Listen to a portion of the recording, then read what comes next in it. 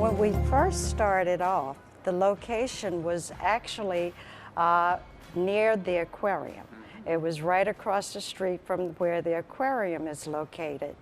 And our architects and the mayor and all of our designers got together and found out that Gadsden's Wharf was right here on the water where 1,000 slave ships came in.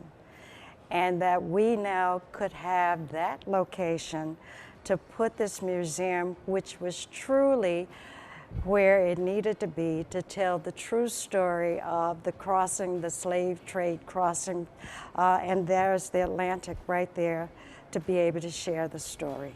The International African American Museum is built on sacred grounds, facing the water that brought Africans here to be enslaved.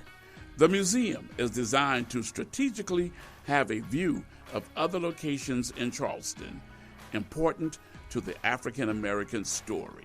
In fact, we know that almost half of all of the African people who were brought into North America, almost half of them were brought into the city of Charleston during the course of the transatlantic slave trade. One can look out from this museum, out of the windows on the east side of the building, and look out across the harbor, and you'll see another aspect of the African American experience, another aspect of American life, and that's Fort Sumter, where the first shots of the Civil War were fired. Powers and Scott continued to serve on the board and got a chance to tour the museum before it opened to the public. Both very pleased with the finished product.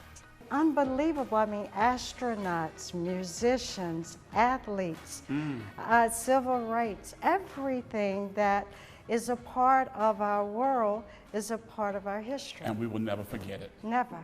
And what you don't know, you can come see it. That's right. Wow. It is a better museum today than the one that we conceived of 23 years ago.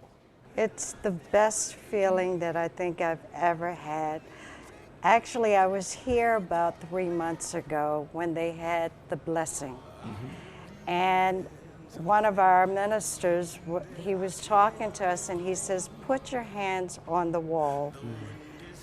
And I could actually feel our ancestors saying, thank you.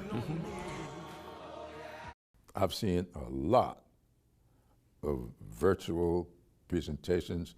I've seen a lot of interactive stuff. I've been to, 2 or 3 people said to me, I've been to the Smithsonian. There's nothing like this. That foretells to me that this museum could very well be the preeminent tourist attraction in South Carolina.